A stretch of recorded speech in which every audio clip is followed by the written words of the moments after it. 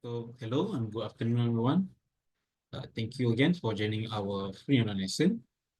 My name is Nabi Fikri, and I am an application engineer from Acad Systems. Right, so for this free online lesson, so we're going to take a look on the fusion, more on for the analysis part or the simulations, and just going to go through the basic finite element analysis. So regarding for stress analysis and also for the model frequency. Right, so basically this is what we're going to do. So the first one is to create a study for static analysis. And if you see here, we have a rod and we have this pin here connecting. So we have multiple parts that we're going to use for the study. Right, so we're going to create studies, we're going to add materials, and we're going to adjust the mesh. Right, we're going to add some physical properties, the condition, loads, constraints. And since we have multiple parts here, so we're going to assign a contact. And we're just going to solve and duplicate and recreate with different properties. So after that, we're going to take a look on the frequency analysis, right, using different model.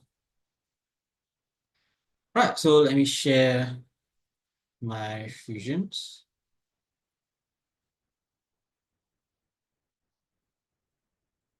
Right, so this is the simple or sample model that I have. Right, so to go into the simulation tab, so that you can go to the design here, just drop down and you can click simulation, so it will bring you into the simulation section. Right, so for my case here, I already have two created over here, just to cut sometimes because the calculating or the solving can be take sometimes. So, but I will still show you from the start.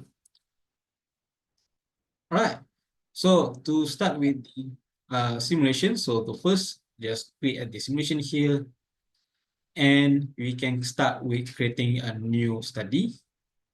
So for this case, we're going to start with the static stress. So I'm going to create new stress, and we have study number 3 over here.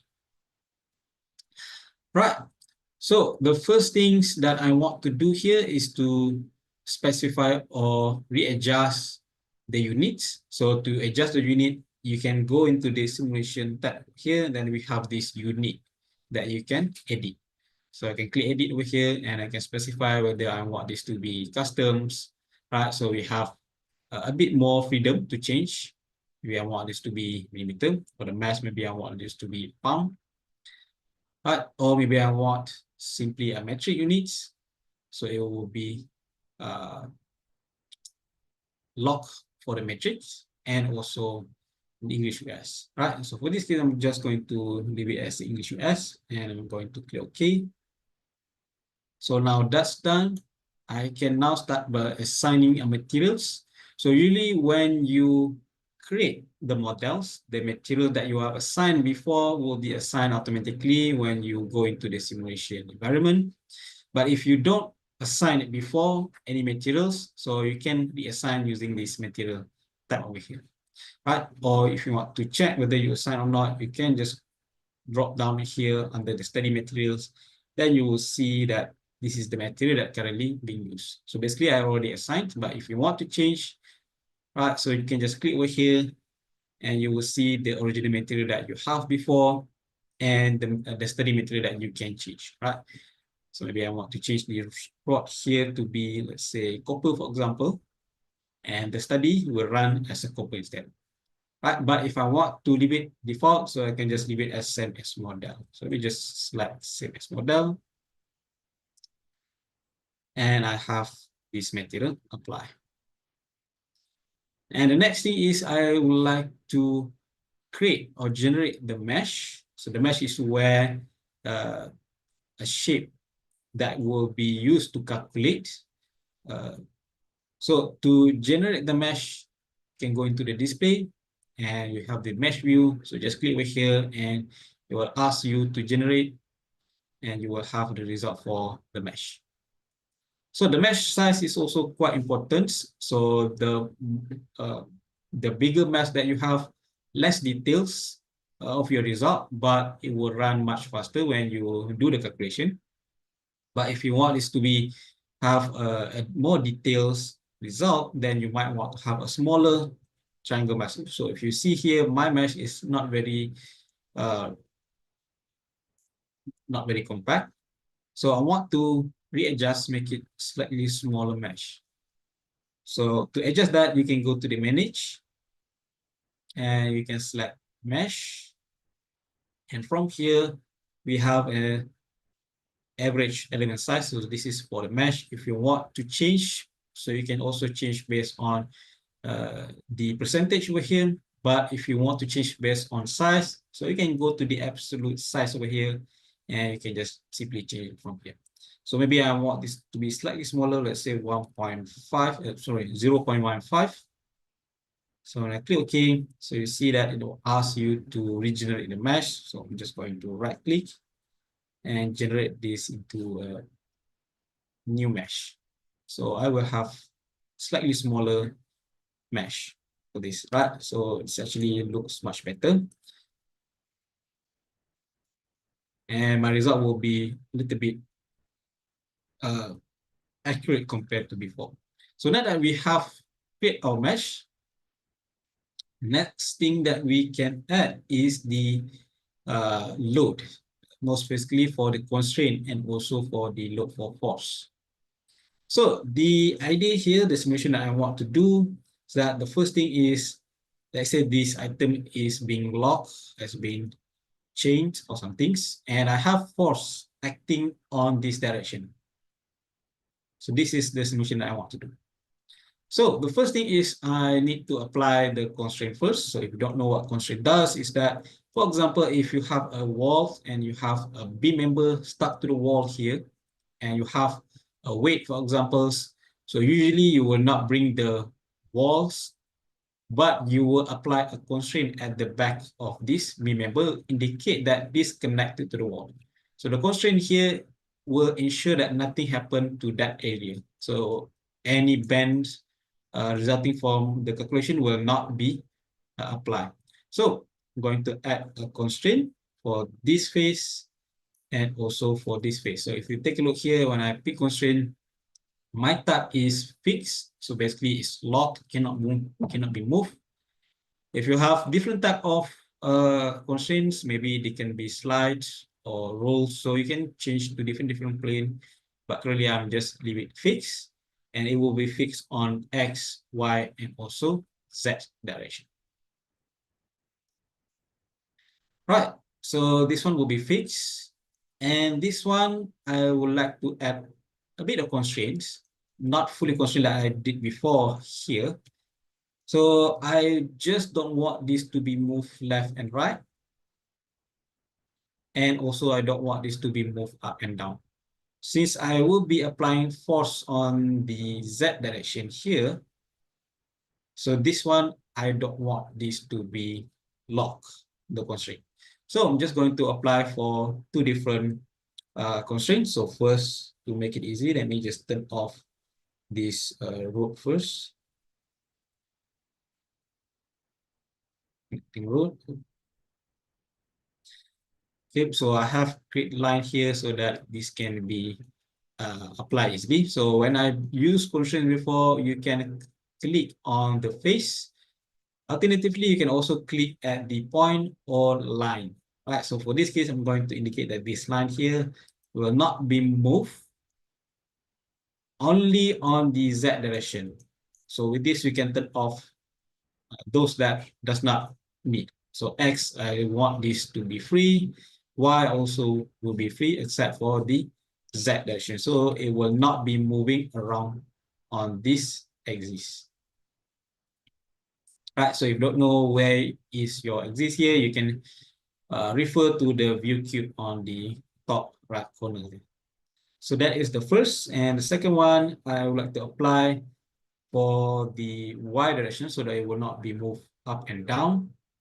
So I'm going to apply on this axis here, and only for Y axis. And I can turn back on my connecting rod.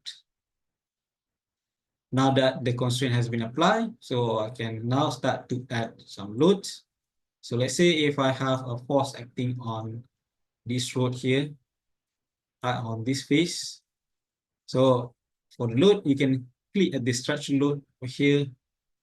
If you have different type of load, you can just drop down and choose different type of load. But for this case, I'm just going to use the force, and I can start specify the area that load that I want. And for this case, it's applied directly on the face, right? Normal. So I want this to be force on the x-axis. So with that, you can change to different directions, maybe angle. Right? You can use this to turn. Or easiest way is that you can use vector and I just apply the force on the x direction only. Right, so for this case, let's say I would like to add a force of 2,000 pounds. So you will see it will push inside, but I want to be reverse to push outside. So that you can just input a negative value and it will fit the direction. So another things that need to keep in mind here is that I selecting this both face and it will be 2,000 pounds, but it will not be 2,000 pounds each. So this one is not 2,000 pounds, this one is not 2,000 pounds. Because we're selecting this both, so it will be 2,000 pounds total. So that indicate this is 1,000 and the bottom one will be 1,000. But if you do want this to be separate, then you can select force per entity. But for my case, I'm just going to leave it equal, right? So I'm going to create key. So my force has been applied. And before I run the solver, I can specify I need to specify the contact first because we have multiple body or multiple components here. So we want to indicate what are the relationship between this part and this part. What are the relationship between this part and this part here. So with this, you can use contact. And usually you can start with automatic contact and you can edit the contact later on. So when you add the automatic contact, usually it will apply for fixed. So if I go to manage contacts, it will apply bonded, which is fixed. Meaning indicate that these two part here is glued together. Nothing will be moved. It cannot be moved. But this thing here, I would like to have some room. So since this one can be rotates, something like that, it's not actually bonded, not actually glued together. So with this, I can change the contact that I have added from the outer contact before. So just click at the manage contact, and from the bonded here, you can see. So if you want to see which one, you can just click, and it will highlight which one this one indicate from. So with this, everything I will change to separation, indicate that there are separation between these two parts. And now I've done that, click OK. And I can run the solve, but you can pre-check first just to see whether something else or something is missing here. So when I run this pre-check here, so this will be the list of warning. So for example, this degree of freedom here, so when I click, it will tells me that this green here is fully fixed, cannot be moved anymore. But these two parts here can be potentially fixed, not really fully fixed. But this one, I would like to make it as this, so I just leave it as default. For object that fully free, so this one can be a bit of a problem, but since we only have fully fixed and potentially fixed, so I'm just going to close, and I can now run the solve. Okay, so I can run the solve, and it will start to run the calculation. But this one can take a while, so you can close and you can actually proceed to do different type of work, and you can go back later on. So just click solve and to see what is the progress of this. Right. So since I already done before, so I'm just going to show you the result that I have done before. So from the study one here, I can right click to activate the study. So this will be the result that I get based from the previous input that I have input. So just right click and set this as active, and you can select result to show the simulation result. So this is the result that I have. So the first thing that most likely people want to look at is the displacement, just to see the bend area or the bend direction. So you can see we have a bend on this direction here. Okay. Currently minimum bend on this area. And if you see here, we actually looks quite a lot of bend, quite a lot of displacement. But if you take a look, the maximum bend is actually only 0.003 inch. So actually very small. Right? So if you want to look the value of this bend, you can take a look on this graph here. Or if you want to take a look on the minimum and maximum, so you can go to the inspect here and it will show you the maximum bend that actually happens. So the maximum is only 0.03. Now, this looks like a bit much, but the result show small. So that is because it's giving you an exaggerated result so that you can see clearly the directions. And actually, in real life, not actually this much. So you can take a look on actual. Right, so 0.003 is actually only bend this much. So almost nothing happened. But if you zoom in, then you can see it's actually, we have just a small bend. If you want to see the direction, because quite frankly, quite hard to see, then just click adjust it, then you know that it will be bent in this direction. So other things, maybe I would like to take a look on different value. So I can also use inspect to add a probe. So it would indicate that this area here is only, oh, just like this area here is only around 0.03. I'm not sure. Oh, I believe I did not actually select the correct one. So let me just delete. Inspect right on this one. So only 0.02 inch. Okay, so that is the displacement result. So if you want to take a look on different result, you can drop down from here and take a look on the stress. So the minimum and maximum stress is actually happen around here. So something about 21,000 psi, and we have only a small stress happen actually at this area. Okay, but if you take a look at the result here, not actually quite logical, because when we apply force on these directions, so usually you might also assume that this one will be bent as well, right? Not just freeze on this area. This one will be bent on the opposite directions. So with that, we can add different type of simulation, right? So you can just update based on the result that you have before. So currently my study for 3 already been done, but it's exactly the same result that I have. Now, what I want to do is that I want to make a new study, but I don't want to lock this one. Okay. So for that, what you can do is that you can just duplicate using the clone study. If you want to, you can create a new one by clicking a new study from here and specify static stress. But I already have some loads constraints that I want to keep, as well as the contact as well. So I'm just going to clone this study, so it will duplicate this one.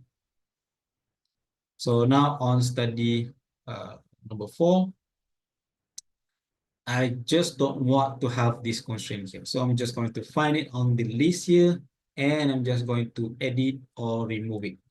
So the constraint here will be this part. So I can just right click and remove.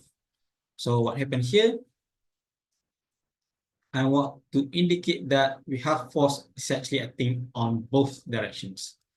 So with this, you need to make some changes on the settings, right? So you can remove the rigid body move over here. So what this does is that if you have an object, right, which is on the floor, for example, and you apply the force, so this object cannot be moved downward anymore because we have a floor that stops it from movement.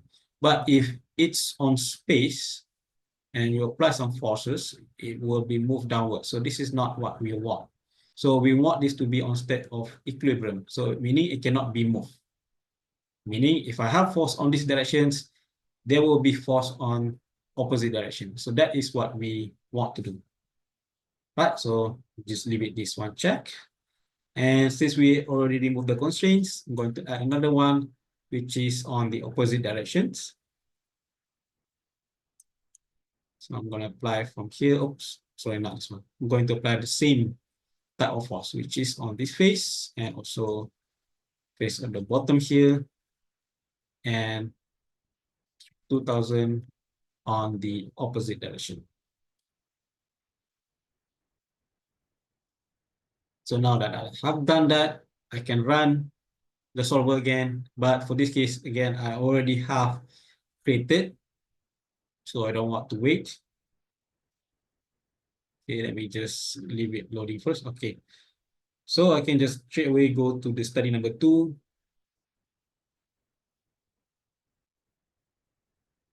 And study number 2, so this will be the result that we have. So you can see that it's actually bent on both directions.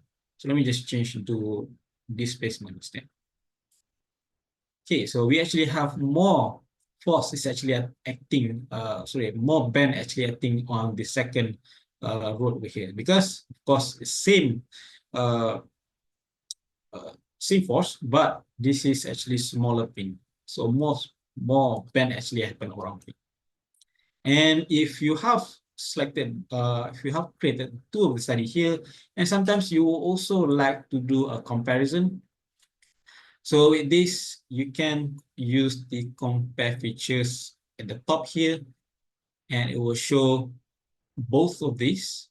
So currently, if you see, my view is actually synchronized. If you don't want to, you can turn off the synchronized camera. So basically, I only show and control 1, but I want this to be synchronized. So it'll be both. And another thing is the result here. So I want to show for this displacement. So let me just turn on the displacement over here as well. I believe you should be able to change a result from the synchronized result type, so that if I were to change one, the other type of result will be shown as well. So for example, stress, you can see both of these. So with this, I can take a look a bit more on comparison, but if you take a look, it's still actually the same thing. So because it's actually comparing the same study, so what I want to do is that I want to compare with study number 2 and study number 1. So you can go at the below over here and change. So this one, I want this to be show study number 1. This one, I want this to be study number 2. So now we have a comparison with the 2 different study. Right, so that is the static analysis. So next one, let's say if I would like to do a study for vibrations, just to see what type of bend will happen on certain frequency. So with this, I have a different model, which is this turning fork here. So same again, to create a new study, you can create a new simulation study from the top. And for this case, I want to do a model frequency. And I can click study. And from here, same again, you can apply materials, the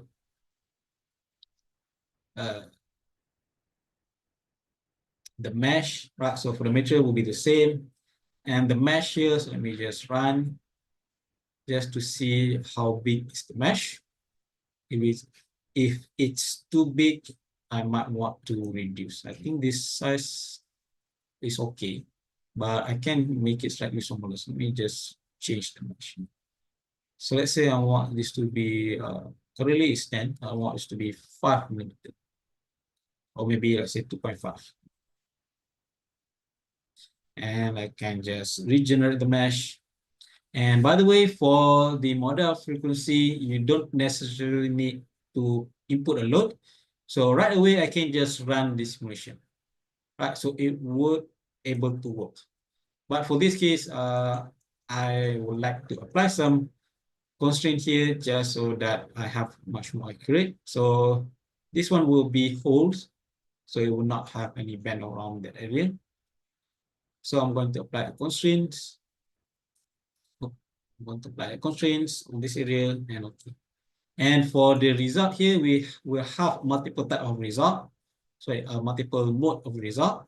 So if you want to increase how many result that you have, again, you can go to the manage and you can select the number of modes. So currently I have 8. Maybe I want to have 10 results, so I can just put 10 result over here. I click OK, and I can just run the solve. And same again for this case, I already ran the simulation before, so I already have the result. So let me just close and show you the result that I have from this part. Okay. All right, so just click result here. So this will be the result that I have from here. Okay, for this case, I did not apply 10, so I only have 8 results. Right, but this is the result I have. So currently, the bend or the vibration will only happen on 500 hertz and above. Okay, so if I take a look on different vibration or different frequencies, so this is the vibration that will be happen. So if you want to do animation, so you have the result tools here, and you can animate the movement for this. So let me just speed up a bit. So this will be the what happened on frequency 700. So if I change to frequency 800, this is the direction of frequency of the vibration happens, or 6, and so on. Okay, so now let's say if I have a vibration on 500 and I would like to edit the model just to see whether the vibration will be changed. So usually people would like to make sure that the model will have an increased value of vibration. So with this, if you want to go back and edit the models, so just switch back to design. And maybe I want to make this one slightly longer. So I can edit this face here. Let's say I'm going to add a 15 millimeter online. And I can go back to the simulations, and you can see the mesh has been highlighted because we have different mesh. If I turn on the mesh, so you can see the mesh is actually originally only up until here. So what I need to do is just I need to update the mesh, and I need to rerun the simulation.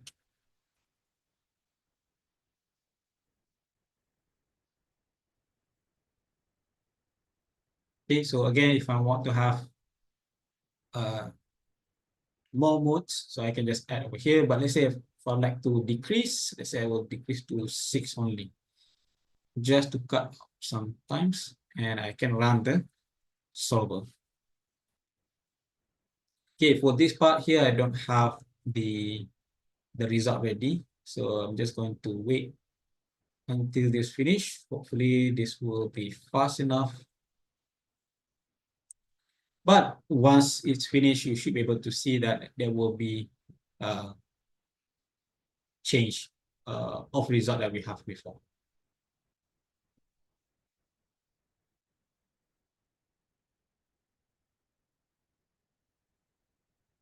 Right, so I believe you have some questions. What is the difference using Autodesk Fusion versus Inventor Stress Analysis? Right, so for Fusion and Inventor Stress Analysis, if you're using Inventor to do a stress, we also have the Nastran in CAD. Okay, so the difference here is that the Nastran is actually much more have more type of simulation that you can do, not just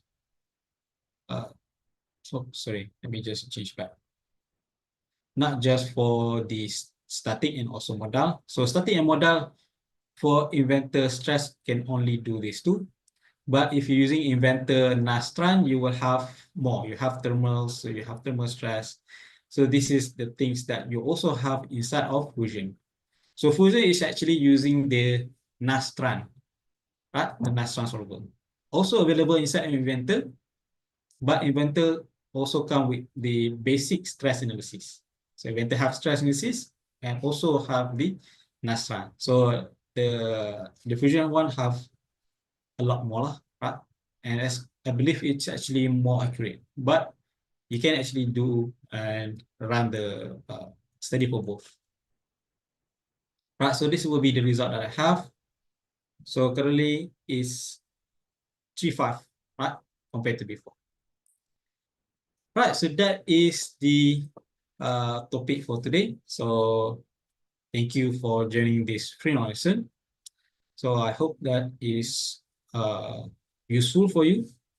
So see you again. Have a nice day and bye-bye.